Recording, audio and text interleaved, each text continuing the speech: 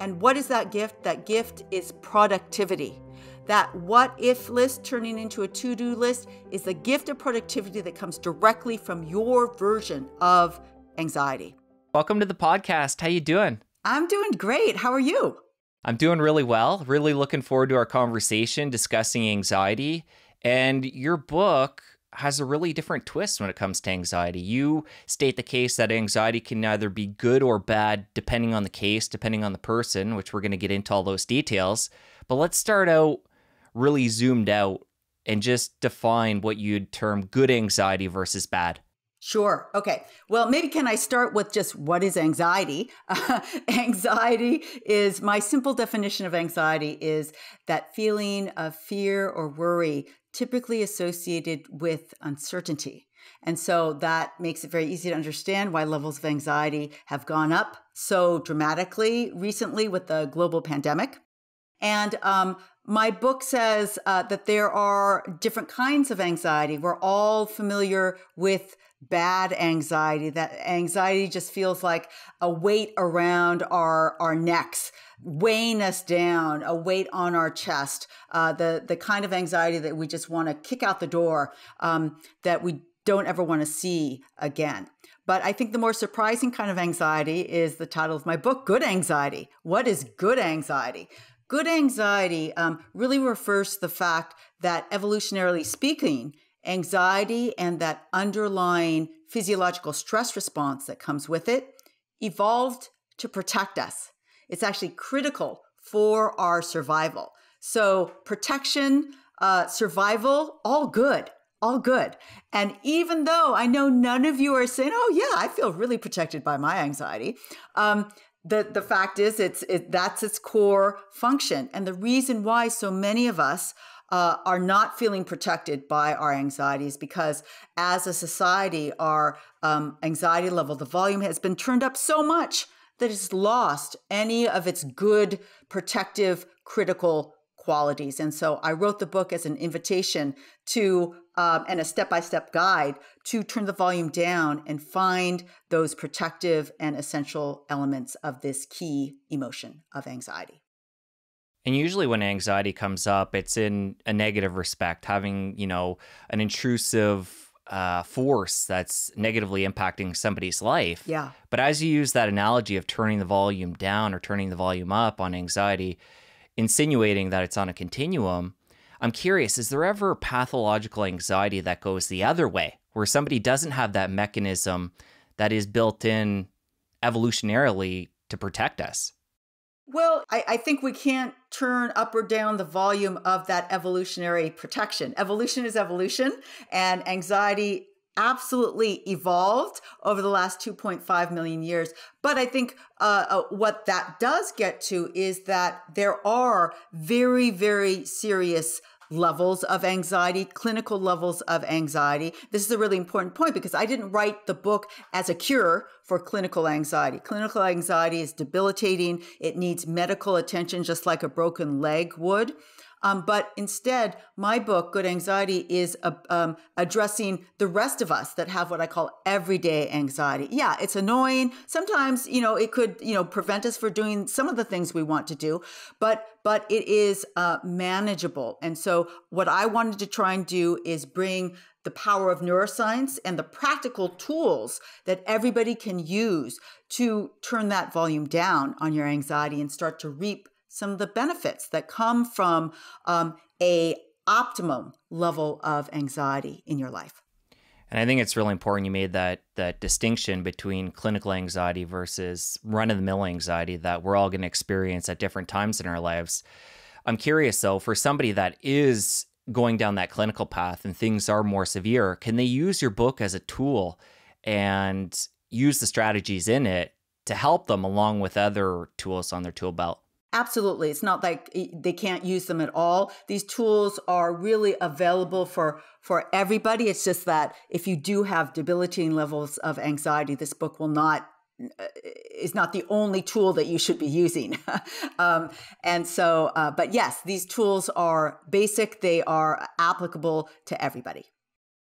And you mentioned there earlier, Wendy, that during the pandemic, anxiety levels have skyrocketed. Yeah. I'm curious if we take, say 2 years ago and go back 20 years from that point before the pandemic, what was happening with anxiety as a whole? So, 3 years ago, when I finished the first draft of this book, or maybe 2 years ago, anxiety levels were increasing. So I think on a 10-year pattern, our anxiety levels have been increasing. And why is that? Well, we know that social media that has really taken off recently is a source of increased anxiety. The news cycle that relies more and more on, if it bleeds, it leads kind of journalism, and that's kind of all journalism. And even things as innocuous as the weather report can now become a source of really, kind of serious worry and anxiety. Anxiety was clearly increasing, and that was the reason I got focused on this topic in the first place. I noticed anxiety levels increasing in my students, in my friends, in my colleagues, in my family, and then I knew this was a really interesting topic and a really important topic to address. And in the process of writing the book, I realized actually how much anxiety I had. I realized I was an anxiety denier. And so it actually was really useful to realize that, because I think a lot of us out there like to tamp down that anxiety and just kind of, I'm not going to go there, but it is there. And it helped me realize how pervasive anxiety was. And it wasn't just in my students, it was in me, myself. So I use and, I walk the walk of all these tools that I talk about. I've tested them. I use them in my life. Well, let's get a little bit deeper into your personal story with anxiety. It sounds like for you, it didn't really come onto your radar till you're writing this book. Did you have any idea that you were dealing with a certain level of anxiety before digging into the research and starting on the writing? Sure. I mean, I thought I had kind of some anxiety. Of course, I was worried sometimes, and but I realized as I thought about what are those fears and worries that I've had since I was young, and it's like, oh my God, I have so many of them, and what still stays with me even in my adult life. There's a lot, and so it was really a realization that it can be even more pervasive than we realize.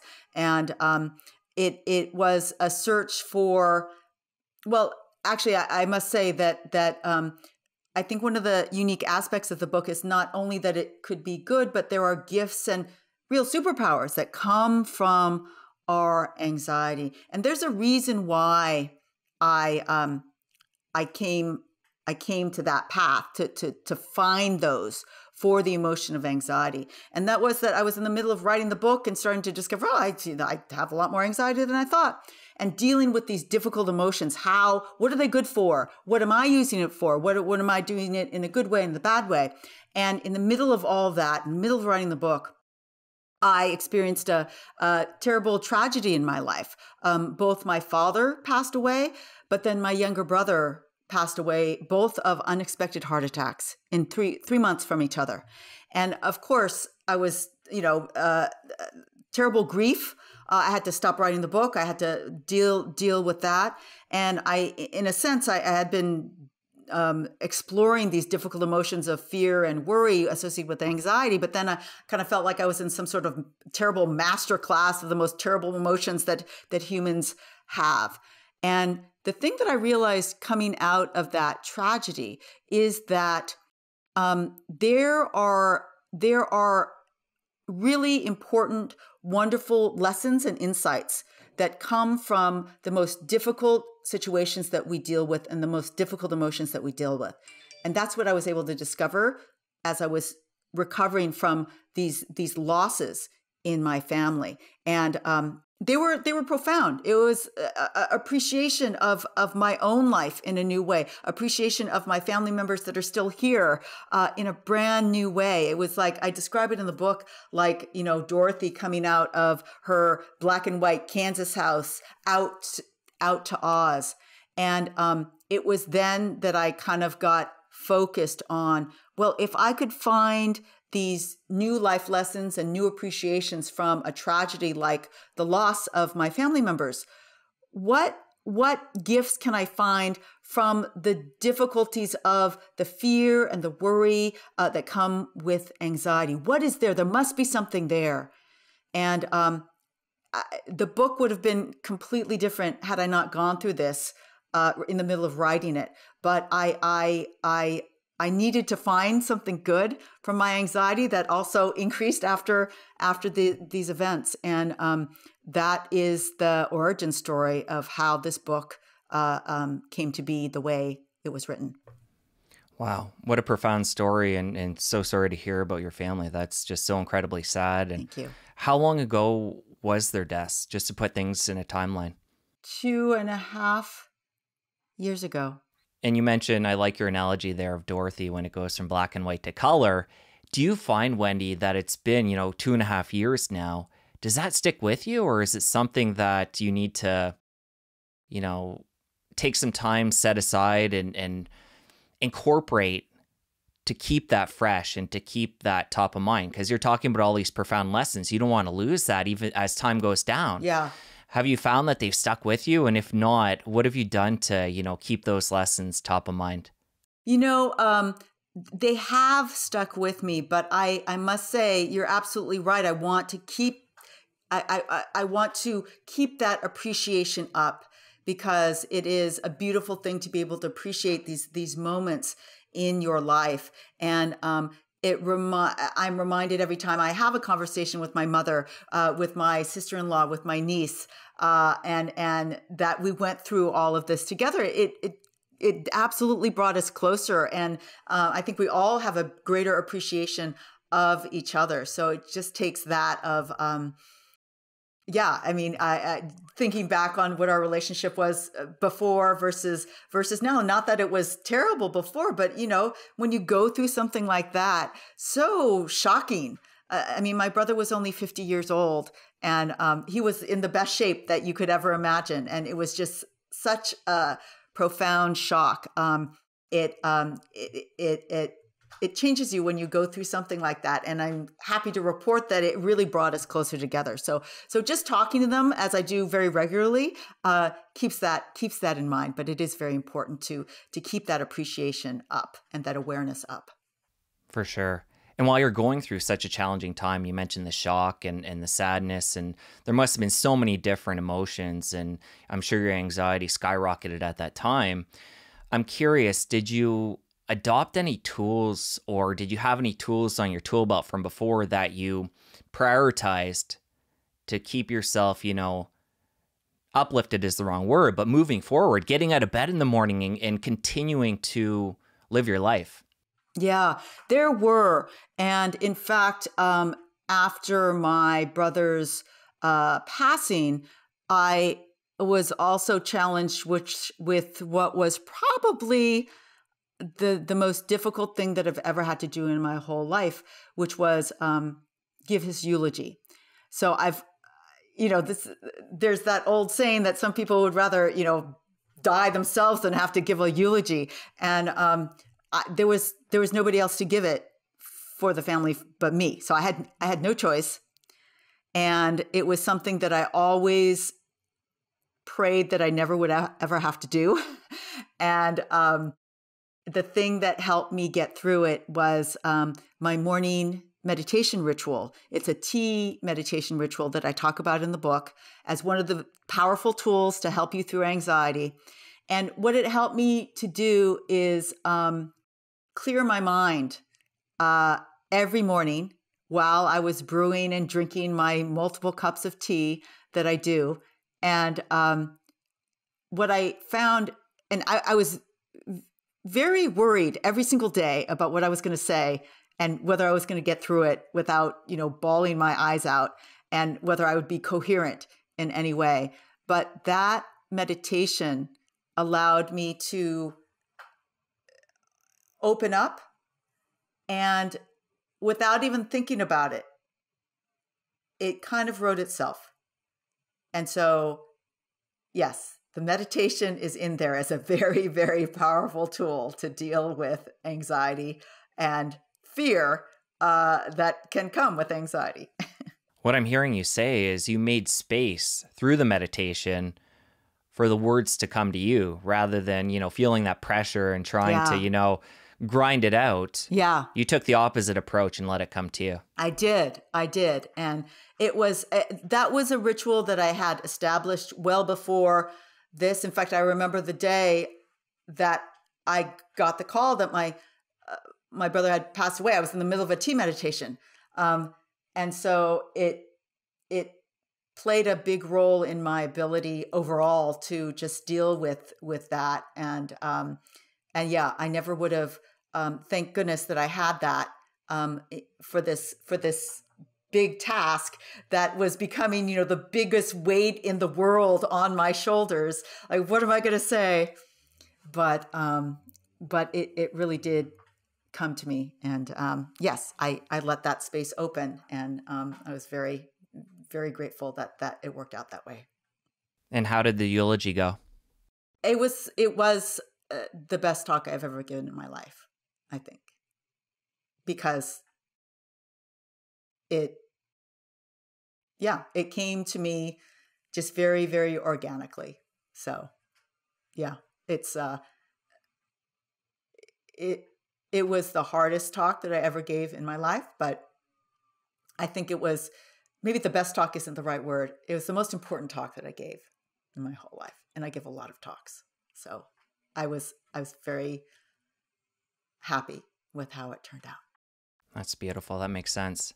And earlier we talked about social media, and this kind of ties in where, you're taking time in the morning through this meditation, through this tea process, to slow down and just let thoughts come to you and just process things.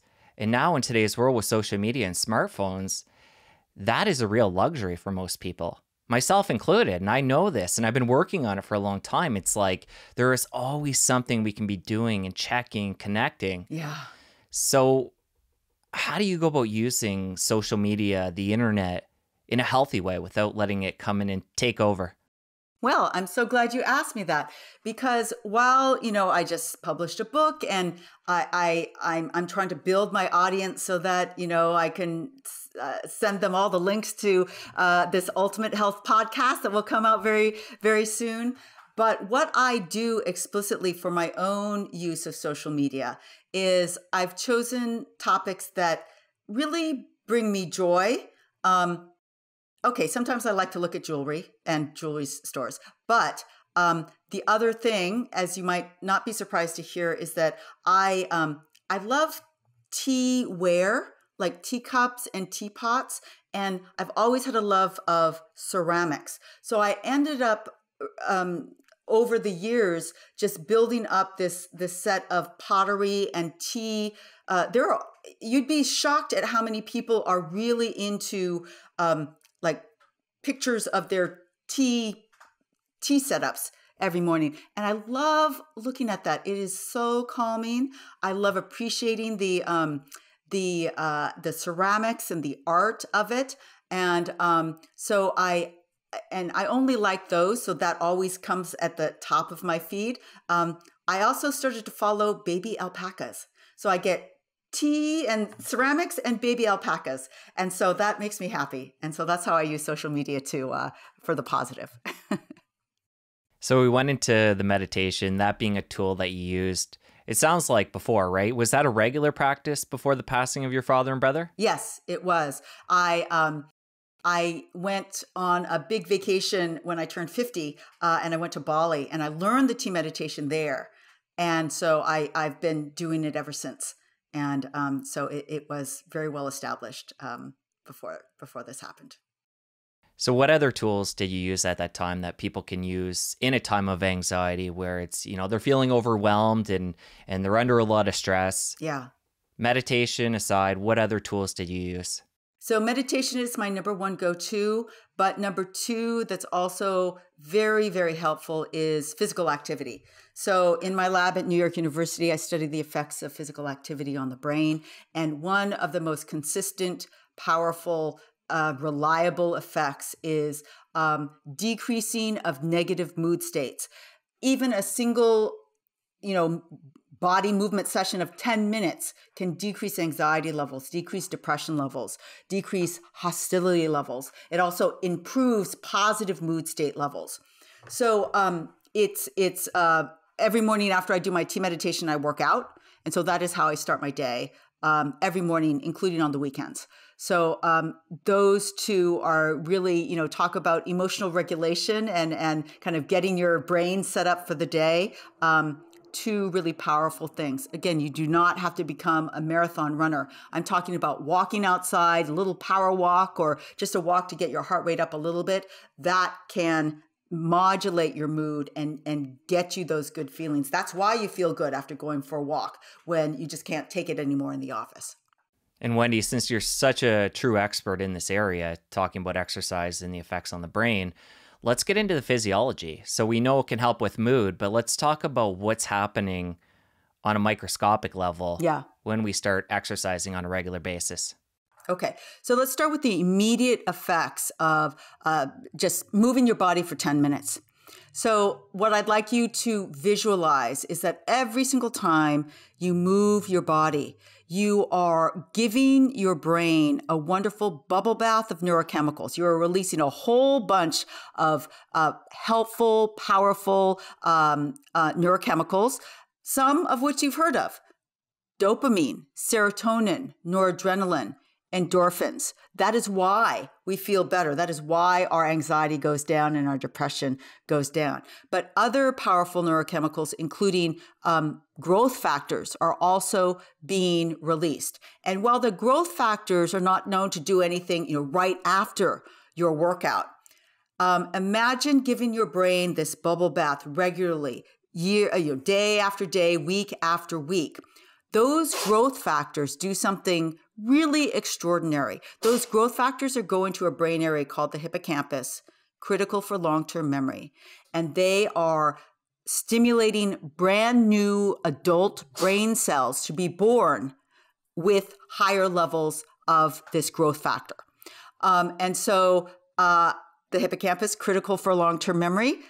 Every single person out there should want as many brand new hippocampal cells as they can get for the rest of their life. That is my motivation, why I work out every morning. I want the biggest, fattest, fluffiest hippocampus that I could get. And I know that every morning that workout is helping me get that big, fat, fluffy hippocampus. So that's long term. But the even better news is that it's not just the hippocampus that benefits from regular exercise, but another key brain area, the prefrontal cortex right behind your forehead, also benefiting more synaptic connections, larger brain volume, probably because the myelin, that is the insulation that covers part of the cells in those areas, is getting bigger.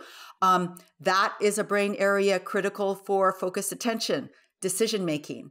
And those two areas are the number one areas that are affected in aging. So not only do you get a big fat fluffy hippocampus and better memory and better decision making, you are protecting your brain from aging and neurodegenerative disease states that affect these areas. So win, win, win all around.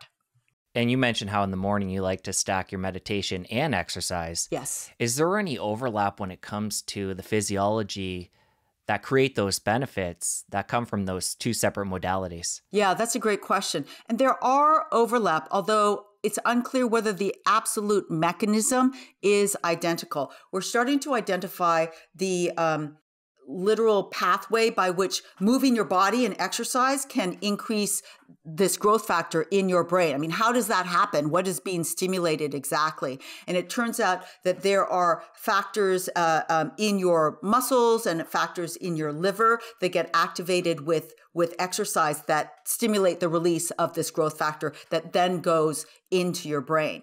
Now, meditation is also good for long-term health of your brain. It's not known to stimulate neurogenesis, but it improves your mood. And again, not exactly clear how the meditation is doing that. And the reason why is because it's easier to study the details, the molecular biology and all the intricate functions in exercise, because we can use animal models that run very easily. Animal models don't meditate very well, so it's harder to study those things. We can study it in humans, and so we know the brain circuits and the brain areas that are activated, but less about the mechanisms. So, but yes, the biggest overlap between meditation and exercise are on decreasing negative mood states and increasing positive mood states. That is the overlap. Got it. And a couple times now when you've brought up anxiety, you've talked about depression at the same time. So I'm curious, let's talk about the relationship between the two. How often do we see the two together? Does one usually come before the other? Yeah, that's a great question. So often they're coming together. In fact, I think the most common pattern is depression along with anxiety.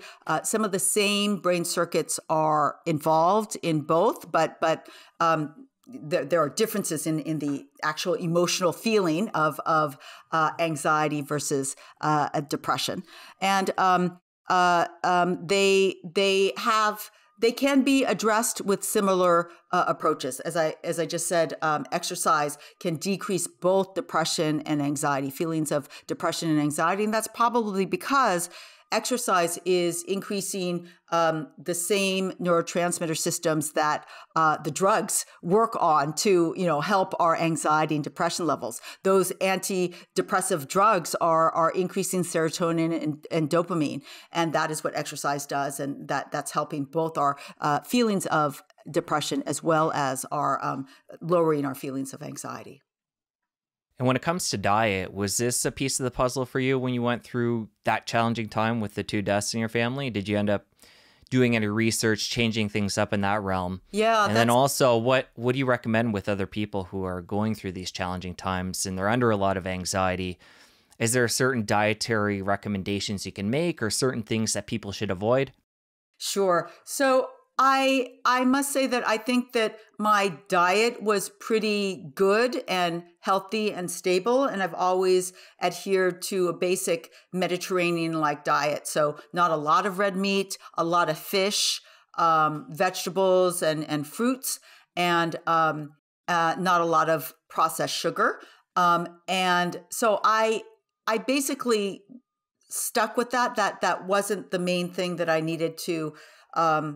I think the main challenge was to stick with those things that I was doing, make sure that I didn't veer off and just, eat cake all the time, and that I didn't stop my meditation or stop my regular exercise.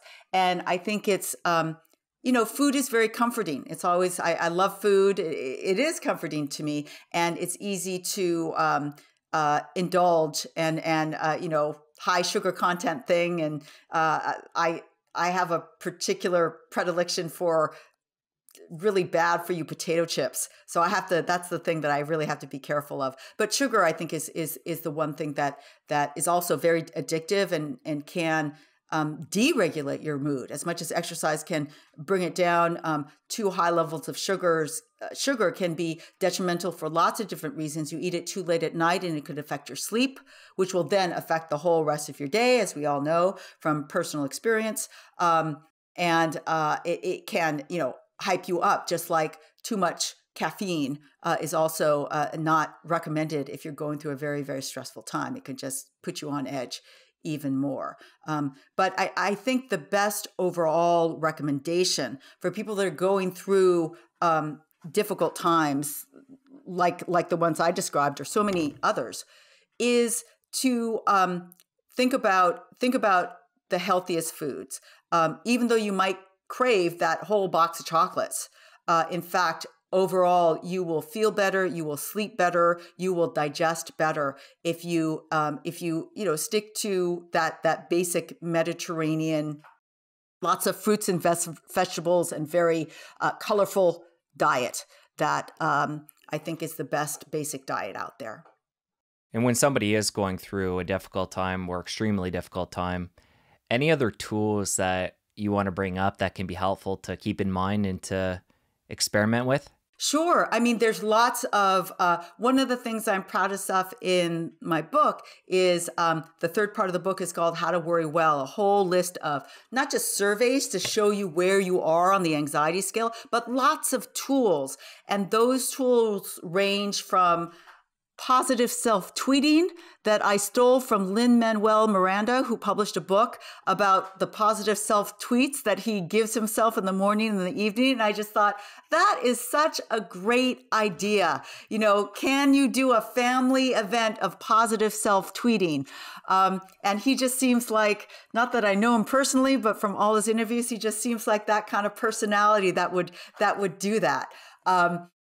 Humor.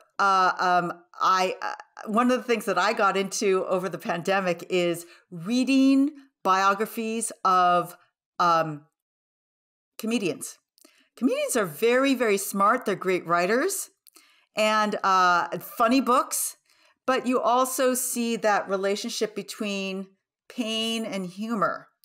That also reminded me of my own journey through good anxiety, because a lot of that humor comes from difficult situations that they went through, and it's absolutely not funny at the time, but they're able to turn it into this hilarious stories that we all love. So laughing, and then finally, probably the most powerful is human connection.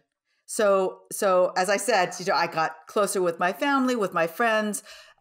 So grateful for the support network that I had when I was going through this. And that is what I've come to appreciate even more. I admit there were times in my life where it's like, okay, I need to get tenure. I'm just going to focus on that. Forget about the friends, no social, no nothing. And if I had it to do over again, I would do it very differently, and I would give my brain much more care than I actually did. So thank God I got tenure, but made it through somehow. But humans are social animals, and reaching out and using your social network to its greatest advantage, whether it's friends, whether it's family, whether it's girlfriends, boyfriends, husbands, wives, that can be such a panacea to your anxiety. And you talked about that period of time when you're head down, focused on work, and I'm sure it served you well. It sounds like it did. But do you think, looking back on that now, you use that as a coping mechanism for anxiety and your mental health at the time? Absolutely. Absolutely. It was, at the time, I didn't have the tools to deal with both trying to get tenure and trying to kind of fulfill this model I had in my head, which was not the best model, and to try and have a social life in New York City, which I loved living in, and living in the best city in the world, and but I had no friends to go to Broadway with because I didn't make any friends, and I just worked in my lab, and so yes, absolutely, it was a coping mechanism, and I needed to take a step back and give myself the opportunity to make those new friends and use those connections much better than I did. It's not like I didn't have any friends, but it was definitely minimal, and I've spent enormously much more time in the time since that time in getting that social network in a much better state, in a much more fun and fun-filled state. Yeah. I just want to highlight too, at least for me, and I kind of alluded to this before, it's serving you well. I think there is a time and a place to put your head down and grind.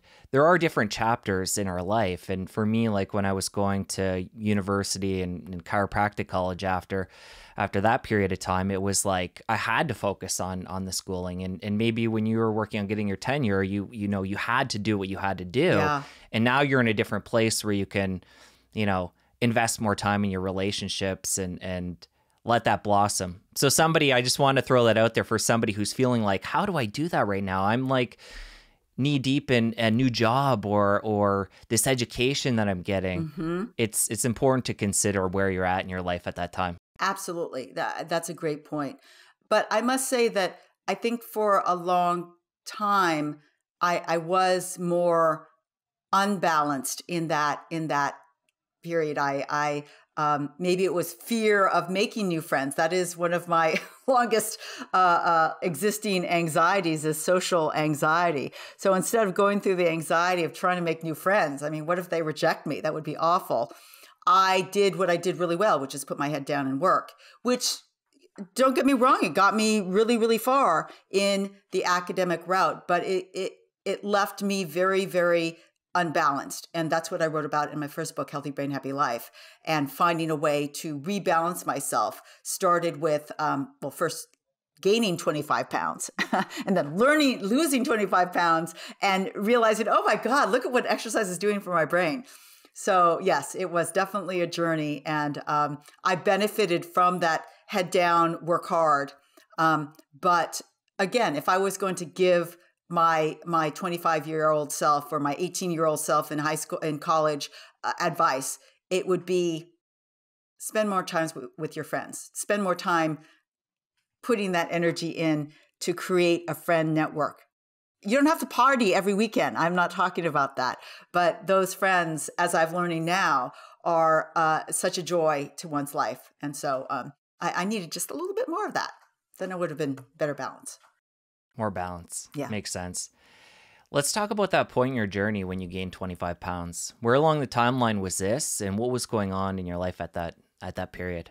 So I had gotten a tenure track position as a faculty member at New York University. My dream. I worked so long, graduate school for 6 years, postdoc for 4 years. Oh God, I had tenure track faculty position at NYU. This is great. And in New York City, my dream city, it was so good. But then the reality of the difficulty of tenure. You have 6 years to show your stuff, to publish something that is really, really novel, that is interesting, that shows what your potential can be.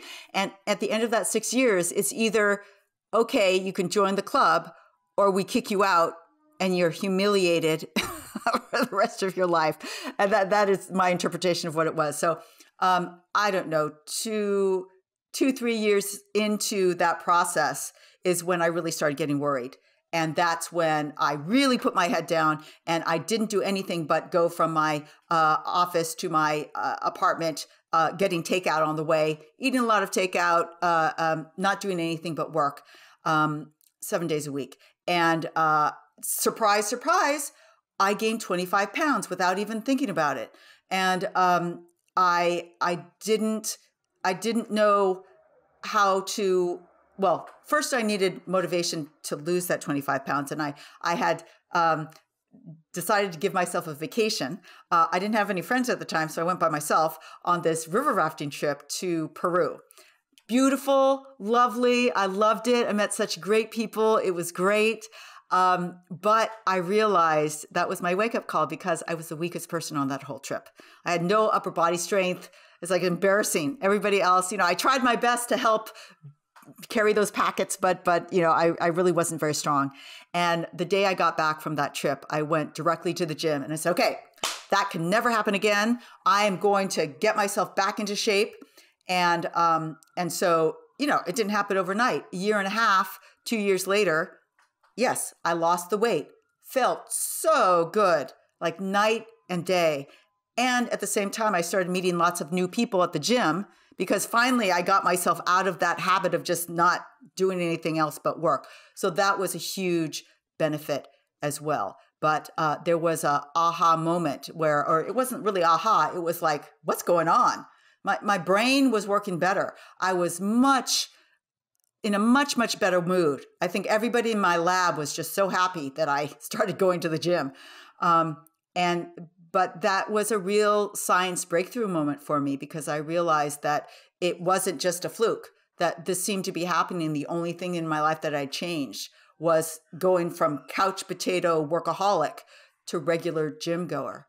And that's what started my second career in neuroscience, or my second topic in neuroscience, the effects of exercise on the brain. So during that period of time in your life, you're working all the time, you're grabbing fast food, you're just basically, replenishing with, feeding your taste buds rather than what's healthy for you. Did you notice at the time that your health was degrading, or was it kind of hitting you all at once when you're on that trip in Peru? Um, it it hit me, yeah, a little bit at the time. I was really good at ignoring it, but I remember walking to work one day, and there was this big window that went up the whole story. And I remember looking myself at the mirror, and I was like, "Wow, I'm wider than I used to be." That's like, ugh.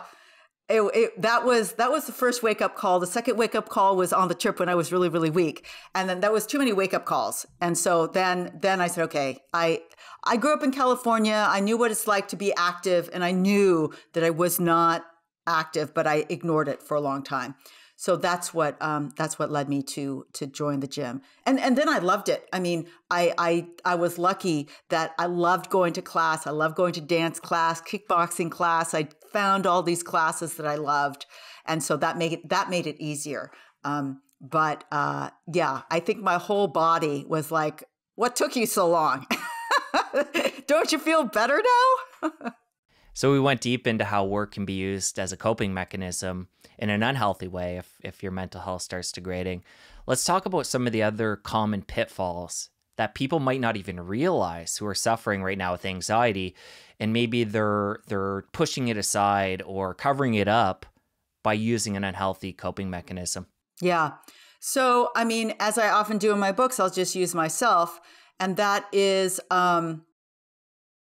turning in, just cutting yourself off and feeling like, putting all of your, so I'm getting at the loneliness part of it rather than the workaholic part. So with workaholism often comes loneliness and cutting yourself off.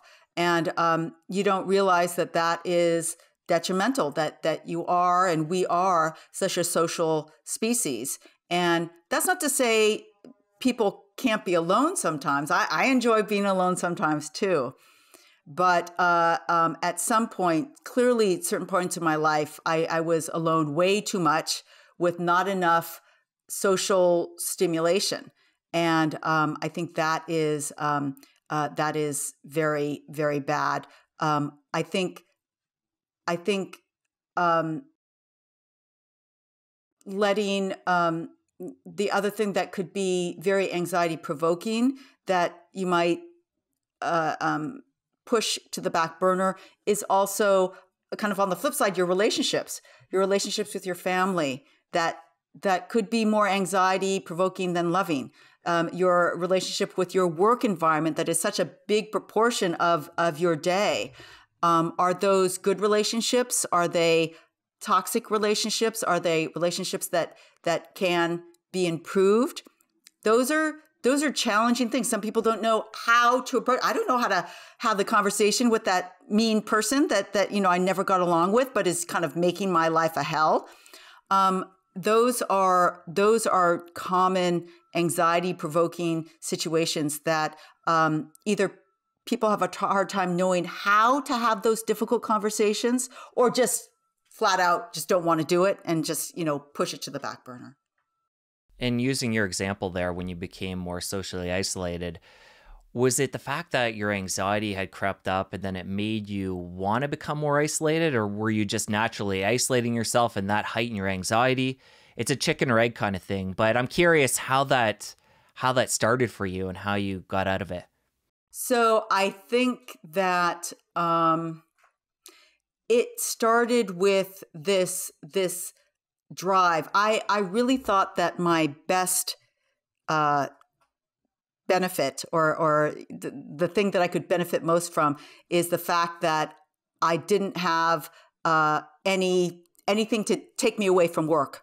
So I could work 100% of the time. So I'm just going to do that because that's going to get me, the farthest along. And so that naturally isolated me. But I knew that, but that was my strategy.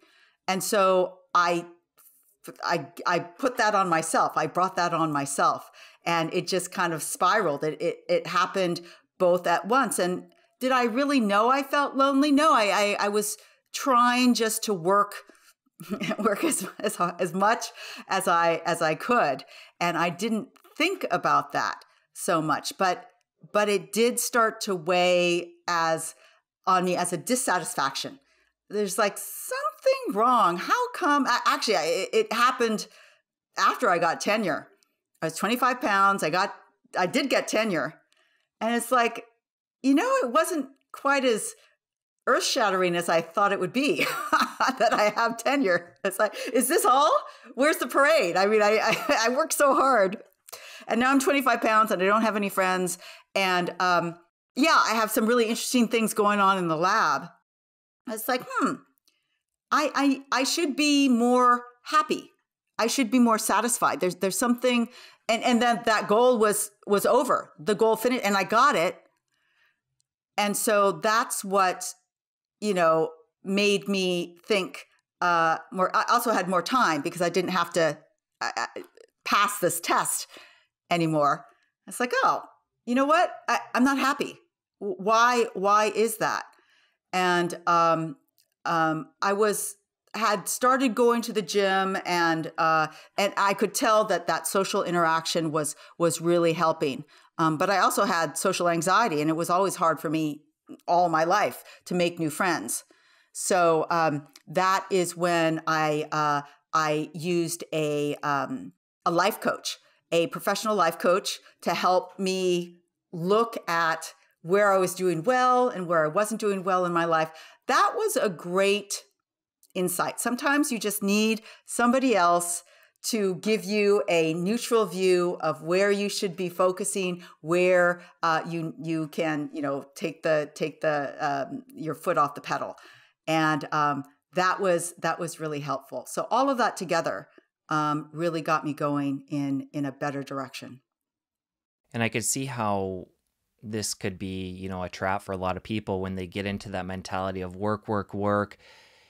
Playing devil's advocate on what I said earlier, where a time and a place, sometimes you just need to buckle down and work, but you can get caught up in those one after the other and continue to have these goals. Yeah. And feel like, okay, this is just for a period of time. And then you get tenure, we can just use your example. And then it's like, okay, but now I can write all these different papers and go and present. And we all know, who have been around for any period of time, like there's always a next level, and you can always get caught up in that and then look back at your life and realize, like, I've been caught on this hamster wheel of setting goals and head down and missing out on a lot of the fruits of life.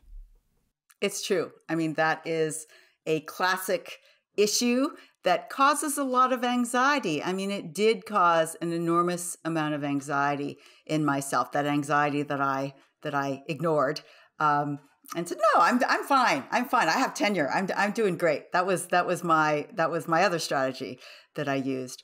But it's it affects all of us. I mean, that's part of a real message of this book. It's an invitation, as I invited myself to consider all the anxiety that we have, and to realize that everybody has this kind of anxiety, and not that you want to go and talk to everybody about it, but this is something that we as a society should be much more open in both talking about it, in dealing with it, and coming up with strategies that can help more people instead of having them suffer in silence, like I did for a very long time.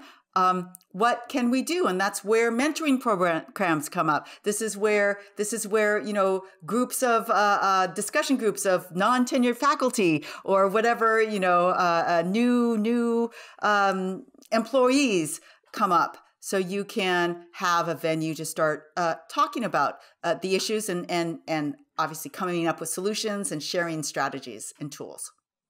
So somebody who's listening or watching right now, and they realize, yeah, I'm part of, humanity. I do have anxiety, at different times in my life. But right now I do feel like it's getting out of hand and going a little bit farther over to the right. And I want to harness this, what I'm hearing right now, and nip it in the bud. Where would they want to begin? Yeah. So I think that there are 3 steps 3 easy steps to harness your anxiety. Step number 1 is turning down the volume. And we've already talked about some powerful tools to do that. Meditation, exercise are 2 powerful tools. There's many more in the book. Step number 2 is really using the space where your anxiety levels are turned down a little bit to be your own best coach and look in on those negative emotions. Those negative emotions are not there just to annoy you. They're there as a warning, as a little signpost. What is that signpost really telling you? It's not telling you, kick me out the door, don't have any fear anymore in your life. It is telling you about something that is of value to you, that is fearful to you, that you should be paying attention to. And that is one of the biggest lessons that I learned in writing this book is how looking in and really appreciating the purpose and the value of these difficult emotions. I found myself making friends with my own anxiety. It's like, oh, it is just warning me. This is an important moment. Pay attention, take time, prepare. It's like a little warning system. It's not something to complain about or to worry more about that you have it. It is use it as information. Use it as information to help direct your life in positive ways. That's step number 2. But step number 3 is to take advantage of the gifts or superpowers of anxiety. Gift number 1 that I think there's 6 in the book and we may not go over all of them, but gift number 1 that is the easiest to understand and implement is to use something that comes with all forms of anxiety, which is that what if list. What if I don't get tenure?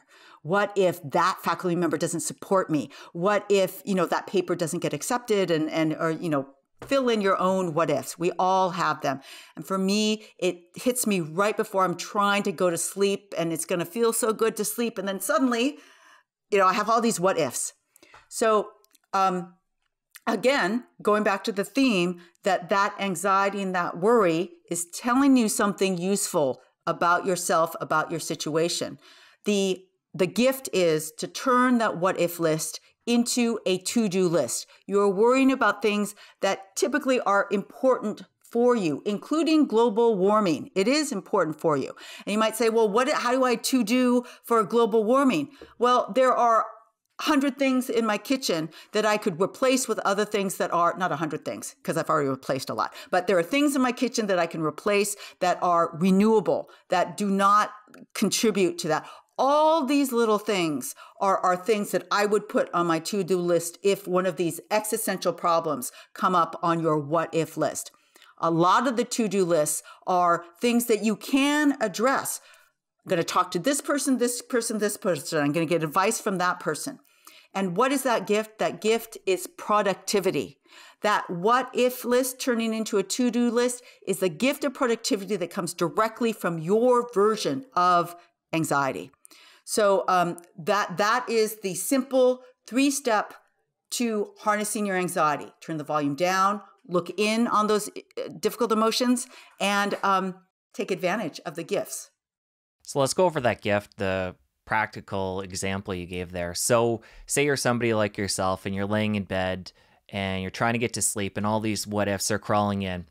Take out a pen and paper, write them down, and then the next day go over that list and put down something practical you can do. Yes. To take action on that.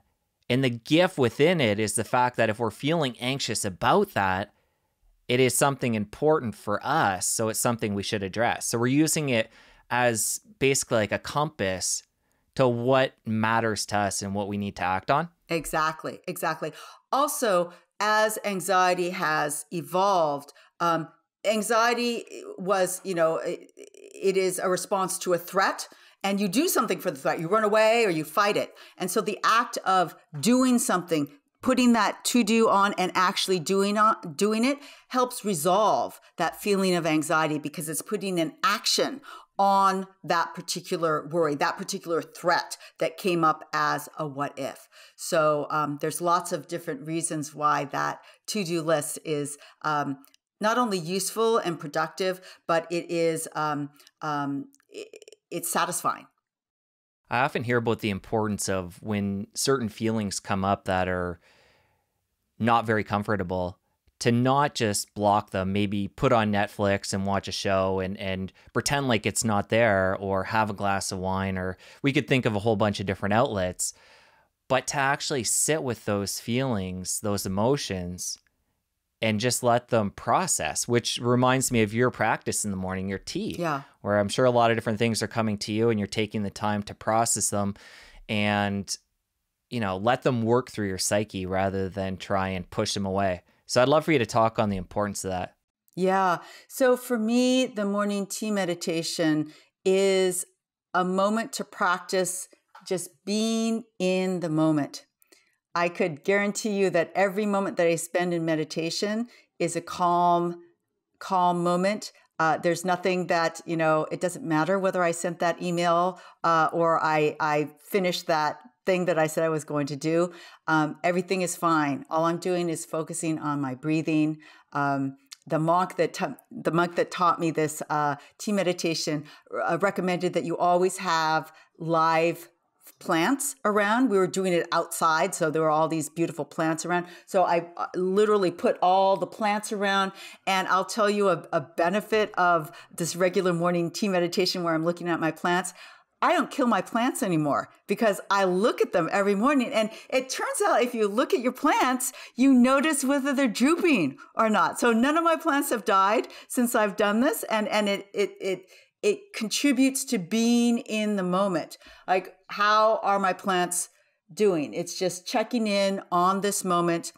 I love the ritual of the tea because I could appreciate the smell of the tea, the warmth of the tea, the shape of, I have some beautiful ceramic bowls that I use because I'm so into this, all these tea paraphernalia.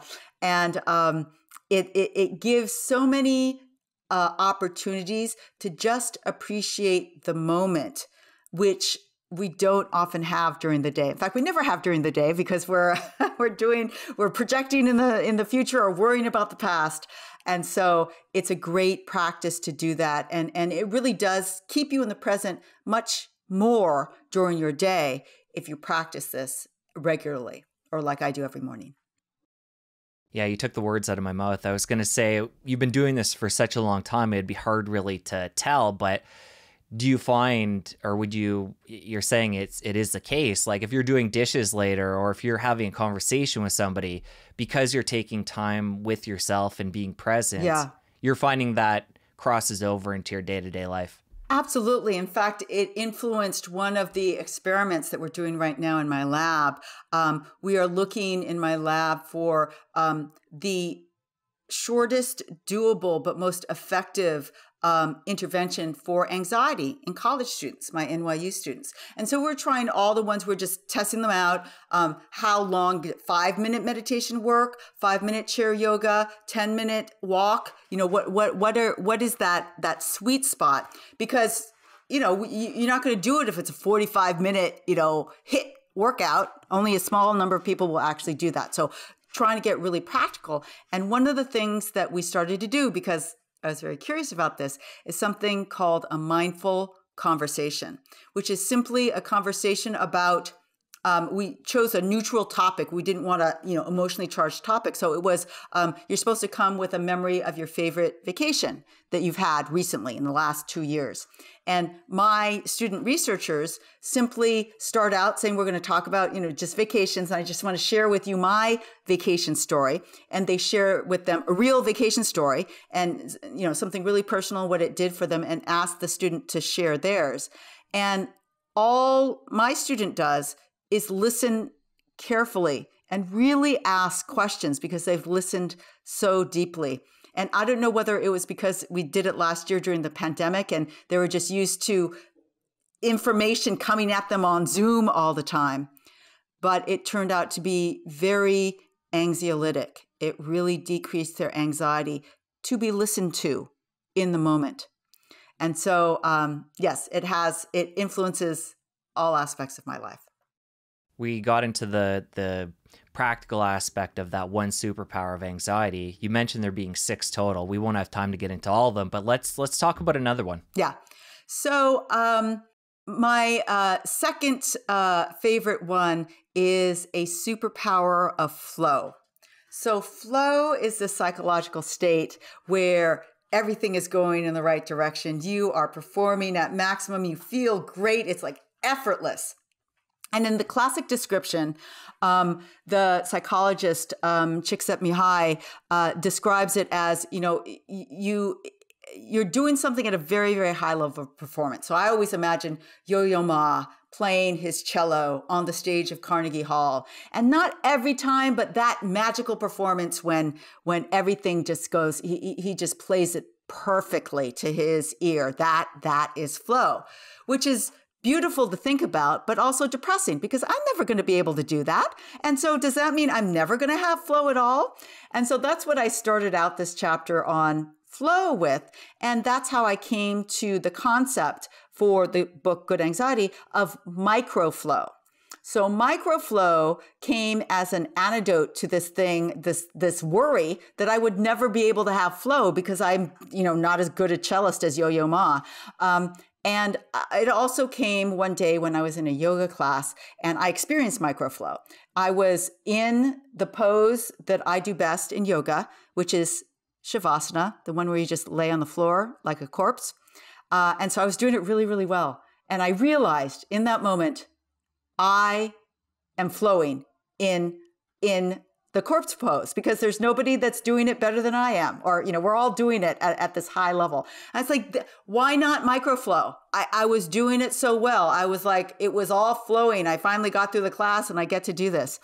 And I started to realize that there were so many moments in the day as somebody who does have high level of anxiety, myself, that I wasn't appreciating enough. That were moments of microflow, or at least that's how I define them. And so let me give you a few more examples.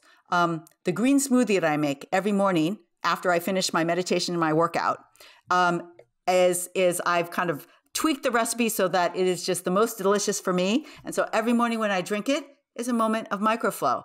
I made this beautifully and I really enjoy drinking it every single morning. When I have a conversation with a student that really helps them, because I have 23 years of having conversations with students that sometimes help, that is a moment of microflow.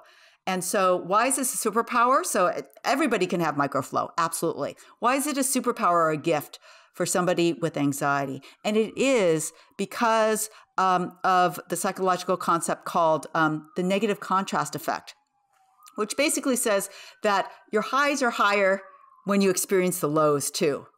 And so, if everybody only had flow days, they wouldn't be flow days. They would just be a day, right? It's flow because we have maybe Yo-Yo made a mistake one day and that was a really bad day. So that next day at Carnegie Hall, that was a flow day.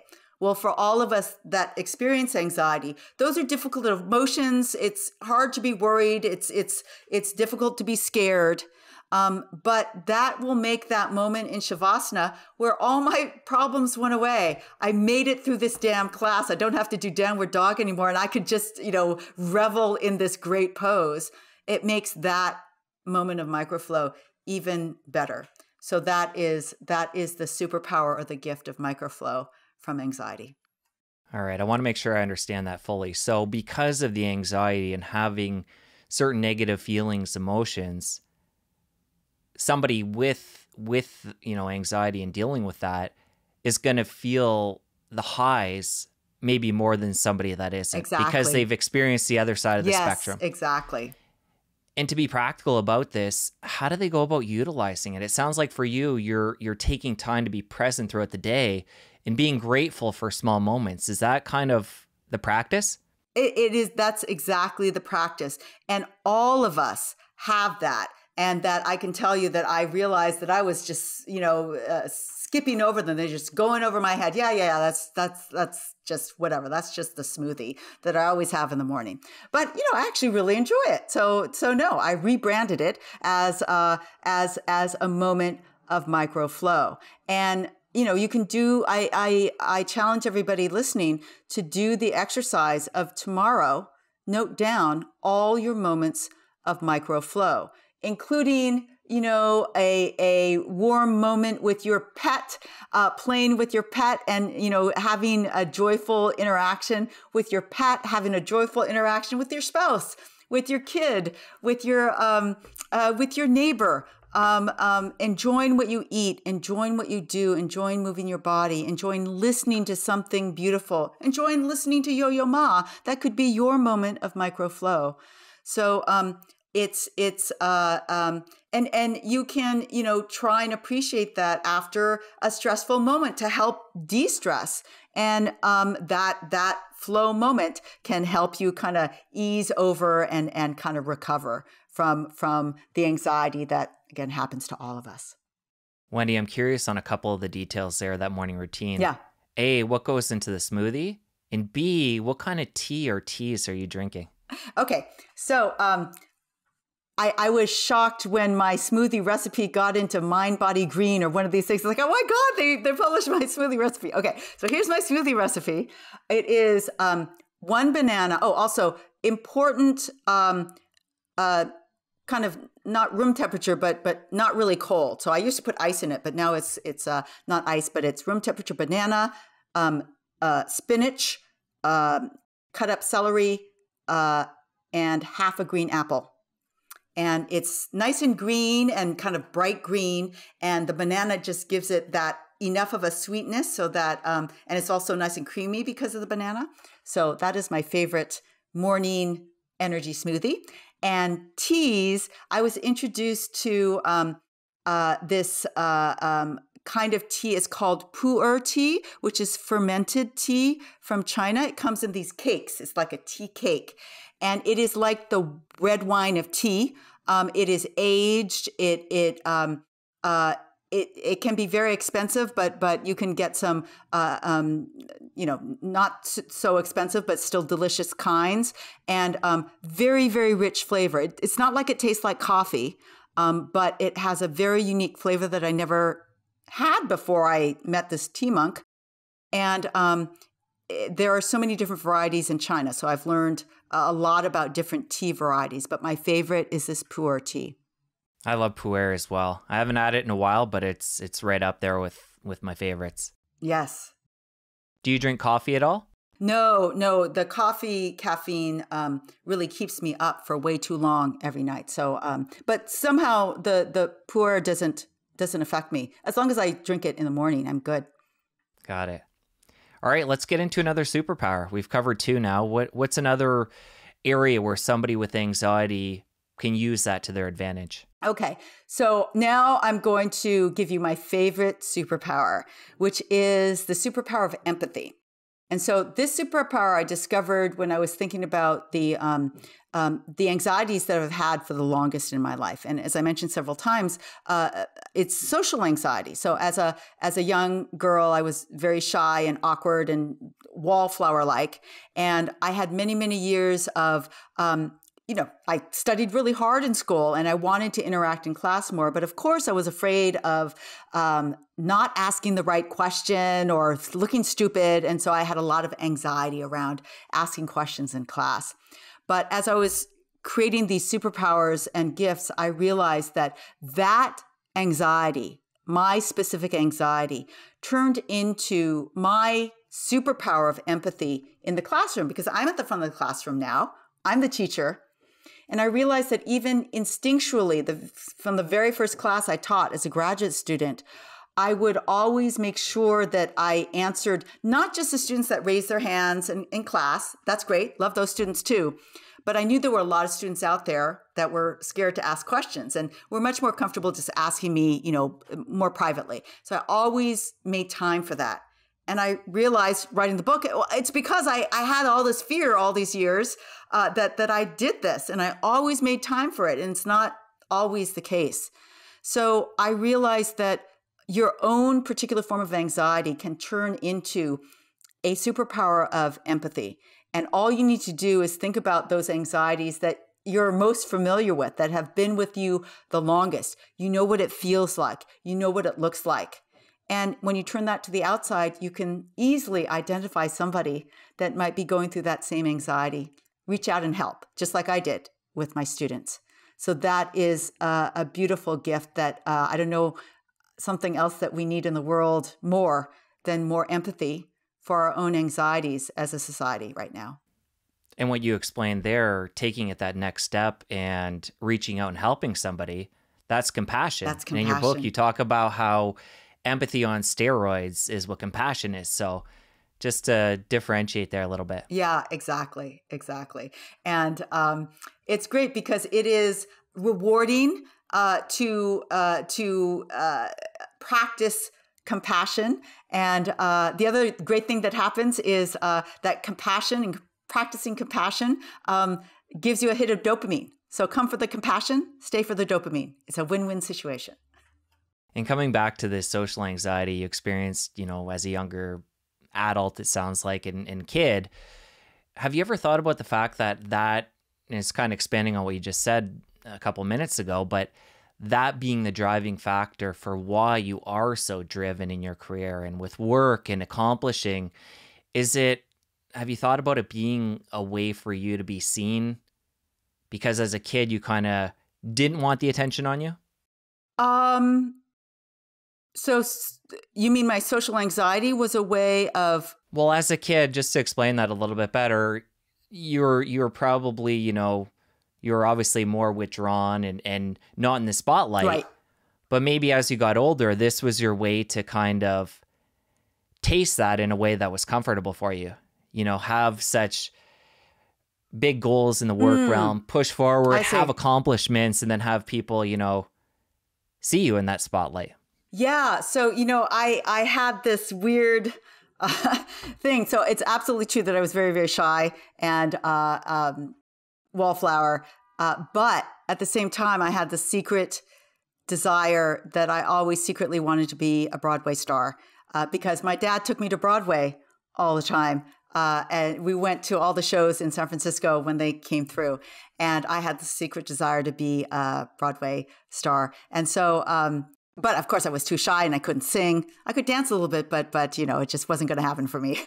And so, so then I found science. I was like, oh, I'm good at science. Let's go through science. But I must say that, the time I tell a story in my first book, Healthy Brain, Happy Life, that,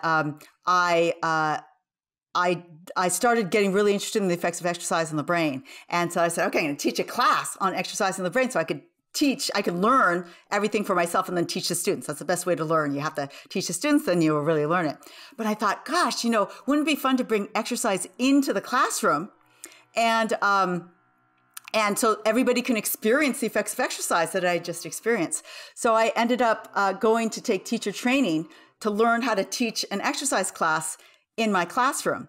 And while lecturing, which I had done for, 7 years by that point, is like performing. Being an exercise instructor is even more like performing. So I think that for me was when I really came out of my shell and said, okay, here's my chance to pretend to be the Broadway star that I always wanted to be. And so that made that class even more fun to teach. And it was on Broadway. Actually, my building is on Broadway. So I performed on Broadway, which is what I always tell myself. That's hilarious. Very cool. Well, Wendy, thank you so much for coming on, sharing the other side to anxiety, sharing some optimism, ways we can channel anxiety when it comes up in our lives. Other than people getting a copy of your book, Good Anxiety, how can they connect with you after the show? So love for you to connect with me on Instagram, Wendy.Suzuki. You can find me and learn all about my classes and my first book and my research on wendysuzuki.com and goodanxiety.com is where you can go to find out everything about the book.